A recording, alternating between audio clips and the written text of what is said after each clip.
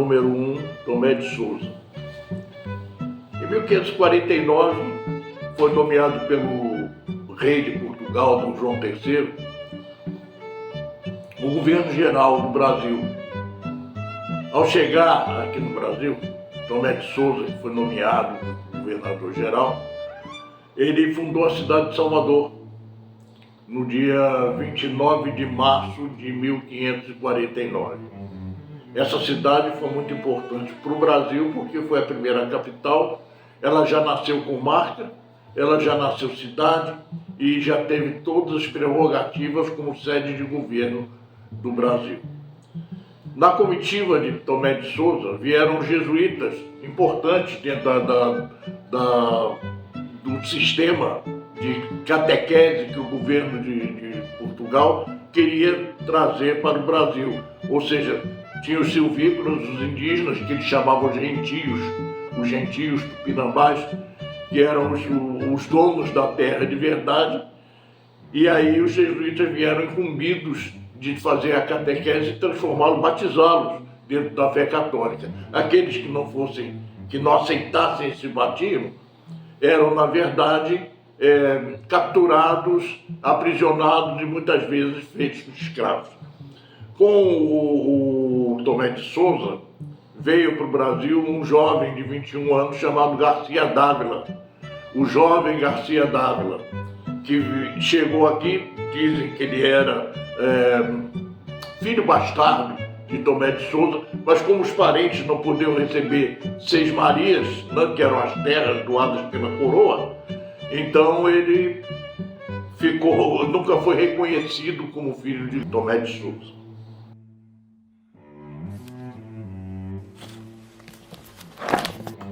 Lâmina 2, Caramuru. A vida de Tomé de Souza para o governo geral teve uma consequência muito grande dentro do desenvolvimento do Brasil, porque com ele a colônia começou a crescer. Mas era difícil, porque os indígenas falavam línguas diferentes, tinham costumes diferentes, tinham hábitos diferentes, principalmente a nudez e a antropofagia, e não havia uma união muito grande entre os portugueses e os silvícolas. Para que houvesse essa união, foi necessário o Caramuru.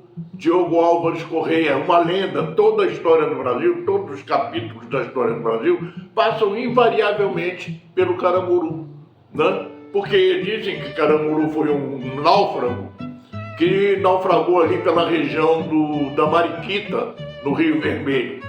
E ali os índios o encontraram entre as pedras e com aquelas algas, pálido, com medo, aterrorizado, e riram muito quando viram aquela figura entre as pedras e chamaram Caramuru, Caramuru, porque Caramuru é um nome indígena que nomeia a moreia. A moreia é aquele peixe sem peitiforme que dá nas pedras do litoral. E Caramuru, ele casou-se com a filha do cacique, o cacique se chama Taparica, daí vem a ilha de Taparica, né? E a filha dele era Guaibim-Pará, ou Paraguaçu, que quer dizer mar grande, né? E Diogo Álvares Correia se casou com Paraguaçu, casou-se até no ritual católico na França, né? na cidade de Saint-Malo. Foi levado por Jacques Cartier, corsário, na época casou-se em Saint-Malo. E dessa união entre Caramuru e a Índia Paraguaçu nasceram filhos e filhas que são basicamente a gênese das famílias brasileiras, né? Inclusive da nossa família Dávila, porque a filha de Garcia Dávila, Isabel Dávila, casou-se com o neto de Caramuru. E dessa união nasceu um filho, neto de Garcia Dávila e bisneto de Caramuru, que chamava-se Francisco Dias Dávila. E foi o primeiro morgado da Casa da Torre. Depois de Garcia Dávila, que foi o fundador da Casa da Torre, Francisco Dias Dávila I foi o primeiro morgado da Casa da Torre.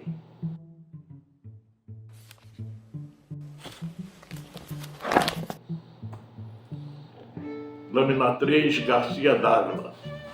Garcia Dávila chegou aqui e Tomé da Souza o nomeou imediatamente intendente e almoxarife da cidade de Salvador. E deu a ele uma terra na península de Itapajipe. E o primeiro pagamento de Garcia Dávila foram 2 vacas, no valor de mais ou menos 4.000 réis.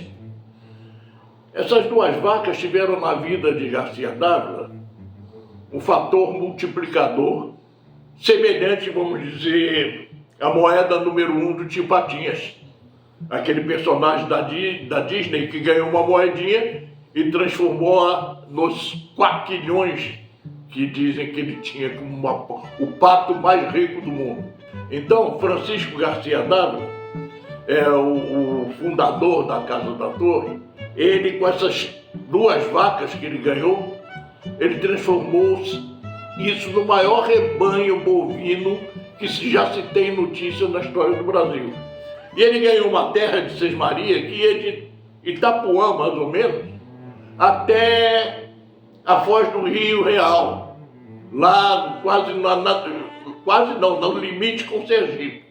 Dessas terras, ele transformou esse feudo da Torre, ele construiu um castelo na ponta de Tatuapara, que fica ali na Praia do Forte, onde hoje ainda se vê as ruínas desse castelo, a Casa da Torre, e estendeu suas terras, esse feudo da Torre estendeu suas terras, imaginem, de Itapuã até o Maranhão, né?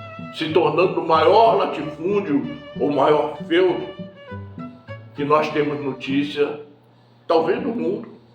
O Brasil tem 8.400.000 quilômetros quadrados. E o feudo da Torre tem 800.000 quilômetros quadrados. Ou seja, o feudo da Torre hoje representa 10% de todo o território brasileiro. Então imaginem essa quantidade de terras, a conquista do Nordeste, que foi tão importante para o nosso desenvolvimento e principalmente para as cidades que se desenvolveram nesse recôncavo da Casa da Torre. Lauro de Freitas, Camaçari, Dias d'Ávila, Mato São João, Sítio do Conde, Entre Rios, Esplanada e várias outras, Sul da Torre e várias outras que criaram dentro desse feudo da Casa da Torre.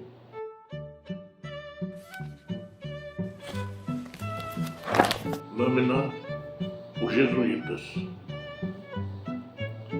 Dentro dessa comitiva de Tomé de Souza, vieram os jesuítas comandados pelo padre Manuel da Nóbrega. E os jesuítas vieram com a incumbência de catequizar os índios, porque o governo de Portugal, o rei de Portugal, muito católico, não queria que houvessem crenças diferentes daquela que o reino, na época, adotava, né? E então os jesuítas tinham essa missão. E eles adentravam o sertão para ir atrás dos índios selvagens e catequizá-los, ensinar o evangelho, batizá-los, que era o principal. Porque dizia, o índio batizado já está livre do pecado. Então dava um nome português a ele e ele estava salvo para o resto da vida. E essa entrada dos jesuítas no sertão era muito difícil, porque o sertão era inóspito, era difícil você entrar ali, tinha doenças, tinha animais selvagens, tinha índios, era muito difícil. E a entrada se fazia pela localidade chamada Portão. Lá em Lauro de Freitas ainda existe até hoje o nome Portão, que era a porta de entrada às margens do Rio Joanes, onde foi feito o primeiro assentamento que deu origem a Camaçari, que foi a aldeia do Divino Espírito Santo de Abrantes. Mas esses jesuítas, quando entravam, eles precisavam de um local de repouso para refazer as forças, não só antes da entrada no sertão, mas também quando viessem do sertão, às vezes doentes, às vezes com problemas de saúde. E então, nas margens do rio Embaçaí, eles fundaram a cidade de Santo Antônio. e ficou conhecida como Santo Antônio do Capuame, porque toda aquela região era nominada pelos índios como Capuame, que quer dizer campo, né? Capão, o local descampado. Então, Santo Antônio do Capuame, que deu origem à nossa cidade de Dias d'Ávila, nasceu às margens do Riacho Baçaí, como um aldeamento, talvez na época só tivesse índios e padres, mas que foi importante para que houvesse reabastecimento das forças, principalmente dos jesuítas que entravam no sertão.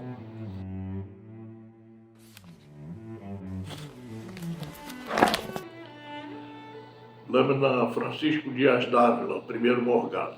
Garcia d'Ávila foi o fundador da dinastia e o fundador da Casa da Torre.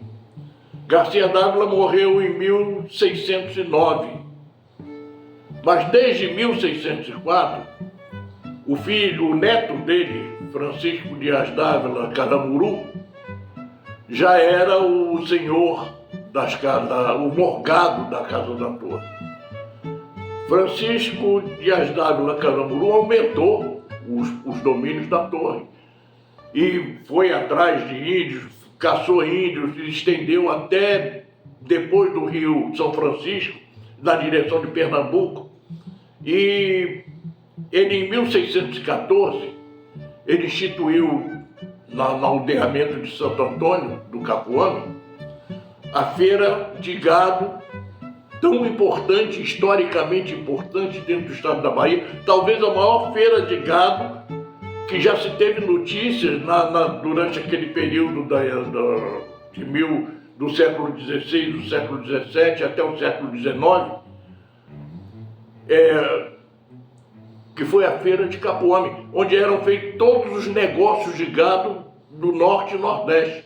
Ela era tão importante, a feira de Capuame, que o rei de Portugal mandava um intendente para que fossem geridos os negócios da feira através da coroa portuguesa, porque era o máximo que podia se fazer de comércio dentro do norte e nordeste. E havia um decreto real de que só se poderiam fazer negócios nos limites da feira. Fora da feira você não poderia negociar. Então é importante esse registro, porque a feira de Capuame era justamente aqui em Santo Antônio do Capuame. Então Dias d'Ávila, a importância de Dias d'Ávila histórica dentro da criação, da conquista do Nordeste, é muito grande como o local onde foram feitos os maiores negócios de gado. E esse gado que vinha, porque o gado vinha do sertão, vinha às vezes com magro, né, por causa da seca, e ali ele se refazia naquelas fazendas que foram criadas no entorno da feira de Capuame. Eles se refaziam e eram então mandados para Salvador. Aqui em Amado Bahia tinha um matadouro muito importante, até hoje está sendo reconstruído e historicamente refeito. O prefeito de Mata São João está fazendo isso, que era o matadouro principal, onde se abatiam as redes e mandava-se para Salvador, que era o abastecimento todo de Salvador.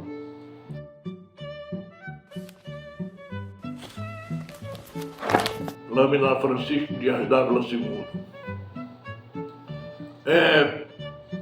Dos morgados da Casa da Torre, um que merece especial atenção é Francisco Dias d'Ávila II, neto de Francisco Dias d'Ávila Caramuru. Esse morgado ele foi coronel intendente, foi o quarto morgado da Casa da Torre, nasceu provavelmente em 1648, talvez, não há um registro histórico direto. Mas foi nesse morgado que Francisco Borges de Barros, em 1923, fez um apanhado de motivos para trocar o nome da cidade de Feira Velha para Dias d'Ávila. Fato que foi feito, vou narrar mais à frente, em 1928. Mas esse morgado da Casa da Torre foi coronel e foi um grande desbravador. Ele aumentou os domínios da Casa da Torre até o Maranhão.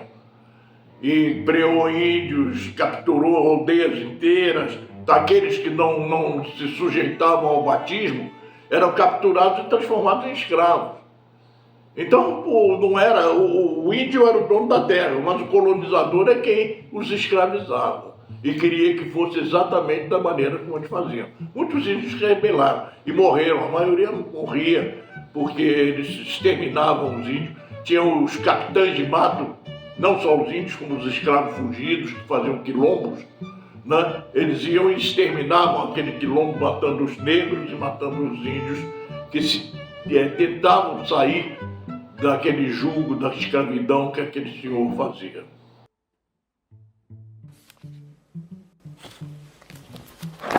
Lâmina Capuame, a grande feira colonial. Como eu falei, Capuame, que estava encravada nas terras da Casa da Torre, foi a grande feira colonial de Santo Antônio do Capuame, futura de D'Água. E a importância dessa feira foi tão grande, principalmente na época da independência da Bahia. O Brasil se tornou independente em 7 de setembro de 1822. Mas a Bahia não acompanhou essa independência. O general que estava aqui, que era intendente das Forças Armadas da Bahia, de Salvador, que era o general Madeira de Mello, ele era um fanático por Portugal e não queria de jeito nenhum que houvesse a independência do Brasil. E ele tentou coibir de toda maneira, inclusive até existe a história da Sora Joana Angélica, que ao tentar defender o convento da Lapa, foi morta a baioneta pelos soldados de Madeira de Mello. E o imperador do Brasil, já na época não era mais regente, já era o imperador Dom Pedro I, nomeou um comandante em chefe, que era um francês chamado Pierre Labattie, para comandar as tropas brasileiras aqui na Bahia, porque a resistência era aqui, então tinha que vir para poder fazer a libertação do Brasil. E o general Labattie, quando chegou aqui, que olhou a situação, ele muito experiente, porque já tinha trabalhado em outras situações semelhantes, ele falou, não, o ponto estratégico para nós é Capuame, a feira de Capuame. E é ali que eu vou fazer o meu quartel-general, porque era onde tinha um abastecimento de gado para a cidade de Salvador. E ele cortou esse abastecimento de gado, deixando as tropas portuguesas em Salvador com deficiência de alimentos. O general Madeira de Mello. E com isso enfraqueceu as defesas. E ele fez o quartel-general dele aqui em Capuame. E Capuame, então, que é Dias d'Ávila, falando de Capuame, estamos falando da nossa cidade de Dias d'Ávila. Capuame, então, se tornou o grande baluarte da independência da Bahia e, consequentemente, do Brasil. Com essa situação, os morgados da Casa da Torre, que participaram ativamente das lutas pela independência, foram agraciados pelo imperador com títulos nobiliários. Estava se criando uma nova corte no Brasil. E aqui o morgado da Torre passou a ser o barão da Torre. E o irmão dele, que era um dos comandantes da batalha lá do Pirajá, passou a ser o visconde do Pirajá. E o outro, o barão de Jaguaribe. E com todos esses títulos, eles se mudaram com a família para o Rio de Janeiro, que era a corte, né? E aí, houve uma decadência muito grande da Casa da Torre. Ela começou a decair. A grande feira colonial, que era aquela célula importante, começou a migrar para a Feira de Santana, que vinha surgindo e se tornou depois mais tarde no maior entroncamento, hoje rodoviário, na época o maior entroncamento do Norte e Nordeste. Quem queria ir para o Norte e Nordeste tinha que forçosamente passar por Feira de Santana. E aí a Feira de Capuame passou a cair de nível, já não era mais aquela feira. E o nome mudou de Santo Antônio do Capuano passou a se chamar Feira Velha.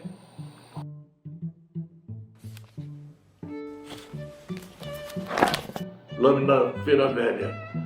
Feira Velha foi importante até essa consolidação da independência. Mas é claro que sem a feira, sem o movimento que tinha aqui, a cidade decaiu.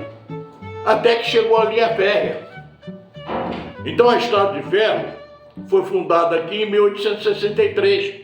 Foi inaugurada a linha férrea ligando a Estação da Calçada, um bairro de Salvador, a Alagoinhas. E a administração da linha era feita pela Estrada de Ferro Bahia-São Francisco. O trem aqui foi muito importante. E o último trem de passageiros circulou entre a Calçada e Alagoinhas no início dos anos 80. Foi quando o trem praticamente se acabou. A partir daí, somente granéis, certo? Sólidos ou líquidos, na gasolina, o fertilizante, passavam aqui pela estação. E hoje, o trem passa de caju em caju, como se diz na gíria, né? Então não há mais, a estação está abandonada praticamente, caindo aos pedaços. Inclusive nós temos projetos, a prefeitura tem projetos de transformá-la em um museu, né? Reformar toda a estação e transformar em um museu. Em 1928, através do Francisco Borges de Barro, que era diretor do Museu da Bahia na época e também foi diretor do Instituto Geográfico e Histórico da Bahia, Francisco Borges de Barro levou à Assembleia Legislativa um apanhado de razões e motivos, uma exposição de motivos, para que o nome de Feira Velha fosse trocado por Dias Dávila, em homenagem justamente a Francisco Dias Dávila II, coronel neto de Francisco Dias Dávila Caramuru, e por consequência tetaraneto de Garcia Dávila e descendente de Caramuru. E foi acolhido pela Assembleia Legislativa, que fez a troca do nome.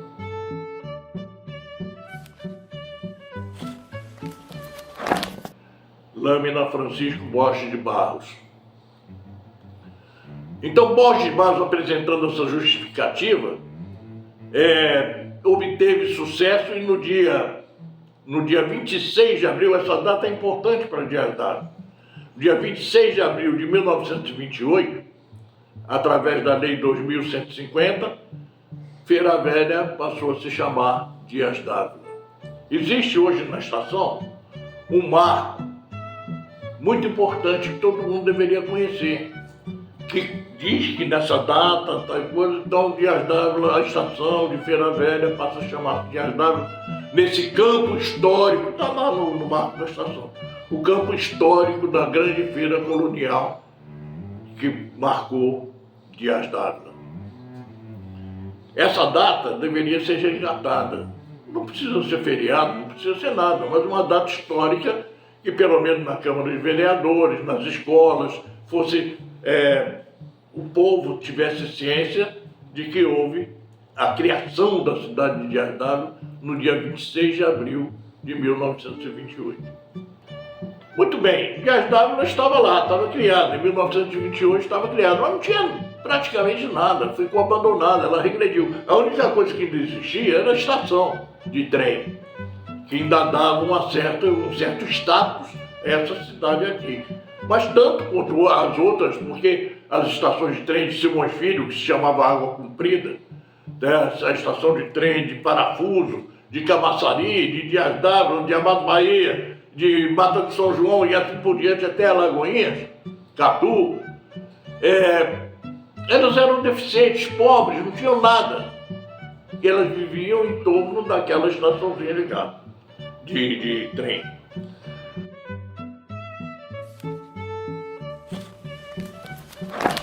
Em decorrência disso, na década de 40, mais ou menos, no final dos anos 40, por aí, um padre jesuíta chamado Camille Torrent, francês, ele veio para Dias Dávila. Ele era um misto de de padre, botânico, pesquisador, cientista, então ele tinha tudo um pouco. Ele ministrava aulas de agricultura, de fitobotânica, né? Na universidade, na época de Salvador, a Universidade da Nascente, né? E ele, olhando as águas do rio Embaçaí, ele notou que elas tinham qualidades especiais. E aquelas lamas que tinham do Cauli, né, a lama branca, que o pessoal aqui chamava sapólio, e também a lama preta, que era a tabatinga, né? Então o Cauli e a tabatinga, quando passados no corpo, principalmente as doenças de pele, eles tinham uma propriedade curativa. E o Padre Torrã mandou fazer análise dessas águas em laboratórios europeus importantes. E aí veio o resultado exatamente com aquilo que ele esperava. As águas de Dias d'Ávila tinham qualidade mineral compatíveis com as águas, melhores águas da Europa, que na época era Vichy.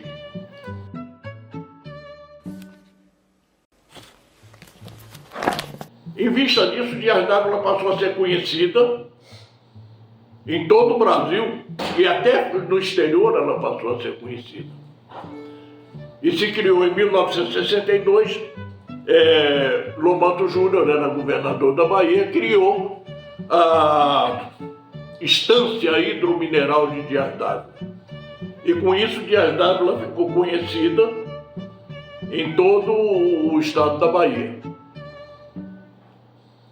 Vieram para cá os veranistas e adquiriram chácaras grandes, bonitas, arborizadas, onde tinha piscina, e vinham passar os fins de semana, e a cidade se transformou num recanto de lazer, de férias, né? Foi criado na época o Hotel Balneário, que tinha 50 apartamentos e não sei quantos bangalôs, piscina semiolímpica, quadra de esporte, piscina infantil, salão de jogos. Então era um hotel grande dentro da Bahia que comportava todo esse turismo que se nascia em torno, né, da cidade. E era bucólica, a Estância era bucólica, a família de Raul Seixas tinha propriedade aqui e Raul Seixas vinha frequentemente passar os fins de semana dele, até mesmo depois que ele era famoso já, vinha com os amigos aqui para Dias d'Ávila para descansar e usufruir das belezas da terra. Dizem até que aquela música Olha o Trem, né? Foi feita aqui na estação de Dias d'Ávila, enquanto ele esperava o trem para voltar para a calçada, para Salvador. E o trem era muito importante, todo mundo vinha no trem, todo mundo saía carregando sacola de lama, garrafão de água, e batizaram o trem como pirulito, era o pirulito. Vamos esperar o pirulito, vamos tomar o pirulito, porque, segundo dizem, contam, antigamente existia, até hoje eu não sei se existe, um pirulito de caramelo, que tinha um papel de seda em volta, parecia um conezinho, e aquilo era muito vendido nos ônibus, nos trens, na estação. Então todo mundo vinha com aquele buraco, tinha uma tábua furadinha, que os pirulitos iam em cima. E aquilo, a criançada, que geralmente eram menores de idade, que vendiam aquilo ali, vinham pelo trem gritando, olha pirulito, pirulito, pirulito. E daí chamou o trem de pirulito, né? E daí para pirulito foi um pulinho e o trem ficou conhecido com o nome carinhoso de pirulito. Mas é importante essa vinda de Raul Seixas para Dias d'Ávila porque mostra como as famílias de Salvador se comportavam perante a Estância. E não só de Salvador, nós tivemos aqui Jane Joplin, João Baez e várias outras pessoas internacionais que vieram para Dias d'Ávila desfrutar da calma das águas.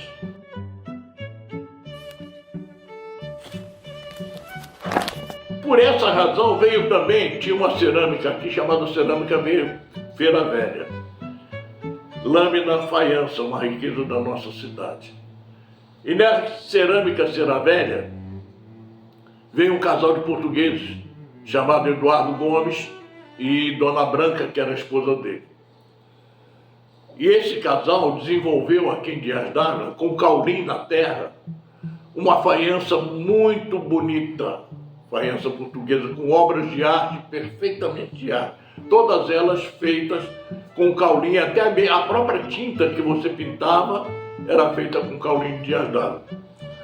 E Eduardo, que era um português, ele era muito inteligente, porque ele era culto, era uma pessoa que fazia aquelas obras de arte baseadas em história, porque a faiança tem toda uma história em torno dela, né? Ela não é só produzir a louça, é você fazer a história em torno da louça que você produz. E ele tinha uma faiança da Companhia das Índias, porcelana inglesa, tudo isso era motivo de faiança para o casal produzir a sua louçaria fina. E ele tinha uma frase que ele dizia o seguinte: a grande riqueza de Dias d'Ávila não é somente a água. Seu caulim é preciosíssimo e poucos lugares no mundo têm a abundância que vemos dele por aqui. Hoje, Eduardo está com 93 anos, 94, ele está na Quinta Portuguesa, sozinho, não tem ninguém. Não tem família, a esposa morreu, ele não tinha filhos, não tem família aqui no Brasil, tem uma sobrinha em Portugal e está aí sozinho. E na Quinta Portuguesa fecharam o acervo dele, onde ele tinha um acervo. Hoje está trancado, cadeado. É preciso que nós aqui em Dias d'Ávila procuremos saber como a gente pode ter acesso a esse acervo, que seria importante pôr no museu aqui as peças fabricadas por Eduardo e Branca.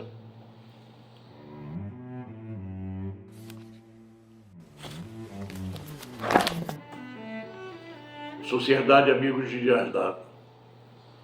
Com a vinda do polo petroquímico, a estância perdeu, porque veja bem, a estância era bucólica, era boa para se passar as férias, era agradável, tinha o rio que a gente tomava banho, mas não tinha infraestrutura nenhuma. Ela não tinha boas escolas, não tinha. As escolas eram precárias. Saúde, o médico vinha uma vez por semana, aqui para atender numa casa, não atendia em posto, não existia hospital ou posto médico. Ele atendia numa casa. A feira era tão carente que ainda a carne se levava em bira de bananeira para casa, você não tinha saco, não tinha nada, levava a mercadoria pendurada numa cordinha de bananeira. Saúde, escola, lazer, não tinha nenhum, comércio era muito deficiente, tinha 4 ou 5 aparelhos de comércio, né? Um armazém, tinha um mercado que depois foi feito, então era muito precário. Como estância não, você vinha passar um fim de semana, depois ia-se embora para Salvador e era muito agradável, mas como local de viver era difícil. E com a vinda do polo petroquímico para cá, as chácaras, que eram o local, as ilhas de lazer que os veranistas vinham para passar com piscina, etc. e tal, começaram a ser alugadas para as pessoas que vinham atrás do emprego do polo petroquímico. Que o polo petroquímico, na época, foi a maior obra que o Nordeste teve, naquela época. Então trouxe muita gente, que chamavam os peões, né? Os peões que vinham e precisavam de local de moradia. E esse local de moradia só tinha Dias d'Ávila e Camaçari, que eram as cidades que estavam no entorno do polo. E as chácaras, que eram beleza, quando se transformaram em repúblicas, para acolher todos aqueles peões. E a cidade começou a perder qualidade de vida, já não tinha muito. E aí, Camaçari passava por um sistema semelhante, talvez até pior, não, porque Camaçari era uma cidade também muito pequenininha, Dias d'Ávila, por ser estância, era melhor do que Camaçari. Mas Camaçari era a sede do polo petroquímico e aonde iria ter o rendimento suficiente para se tornar na grande cidade que se tornou hoje, né? E aí era difícil e começou a nascer no sentimento dentro do povo, aqueles que estavam morando aqui, de emancipação, de se transformar numa cidade. porque se dizia assim, melhor ser cabeça de rato do que rabo de leão. Então vamos transformar Dias d'Ávila numa cidade, pelo menos assim, ela terá rendas para poder sobreviver. E esse movimento criou uma sociedade, chamada Sociedade Amigos de Dias d'Ávila, que tinham vários membros da sociedade local. Não vou citar apenas um no final, para poder homenagear todos, né?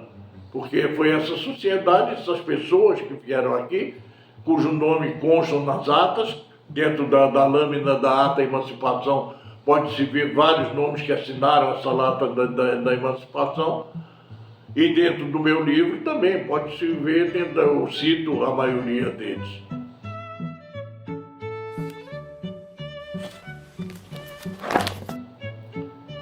Mas aí a luta pela emancipação começou dentro dessa Sociedade Amigos de Dias d'Ávila e perdurou durante 5 anos. Foram 5 longos anos. Nós tivemos que alisar muito banco de repartição, né? Nós sentados esperando o pessoal para poder ser recebido. E mesmo assim, o governador na época, Antônio Carlos Magalhães, era contrário à emancipação e manifestou isso logo de cara.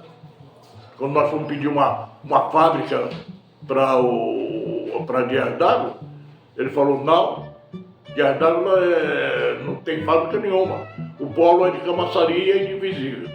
Então ele botou a gente numa situação que nós juntamos um grupo de 10 pessoas, 15 pessoas, sem dinheiro, sem respaldo político, e de repente luta contra os 2 poderes, maiores poderes da Bahia estabelecidos, o governo do Estado e Camaçari, que já estava oferindo o lucro das empresas que ele teve, que transformaram Camaçari na 2ª melhor cidade do estado da Bahia. E aí nós tivemos que lutar. A luta foi terrível, e por um golpe de sorte, que quando eu descrevo isso bem no meu livro, nós conseguimos a emancipação com plebiscito no dia 25 de novembro de 1984, certo? Conforme a ata que está na próxima lâmina. A emancipação, então, se deu. Eu faço como a única coisa que eu falo da emancipação é a publicação da ata do dia do plebiscito, onde nós temos a ata feita pela juíza, pelo cartório eleitoral, e a assinatura das pessoas que estavam lá presentes e assinaram a ata no final do ato. Assinaram a ata no final do ato. E aí, a partir daí, Dias d'Ávila torna-se uma cidade.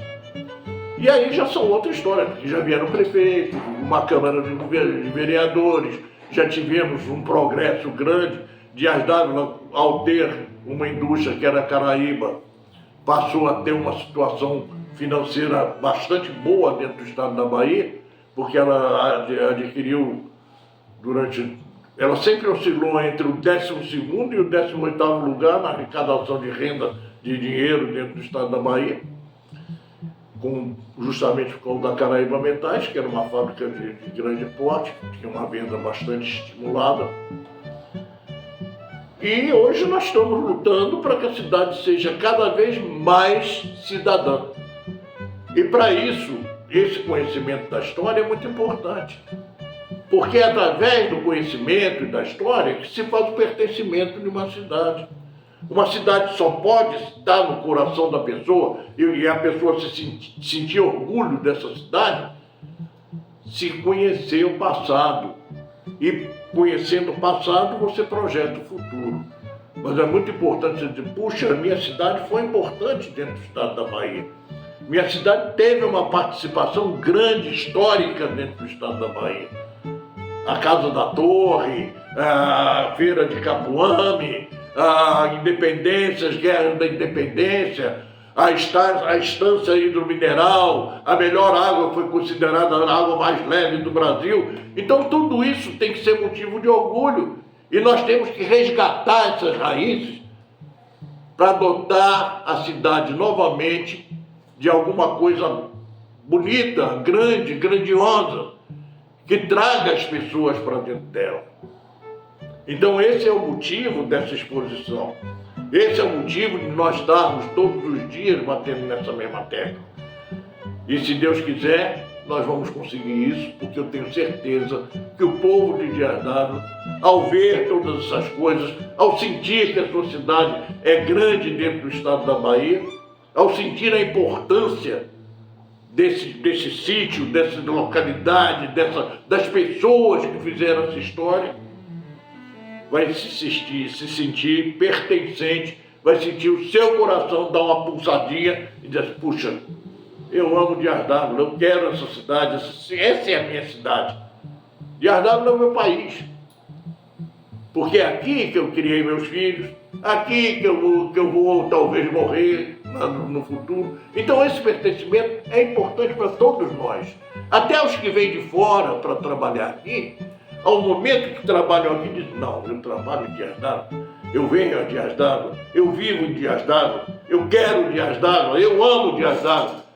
Isso é que é o mais importante dentro de todo esse contexto que nós estamos falando. Muito obrigado e espero que todos aproveitem bem essa exposição que nós fizemos aqui.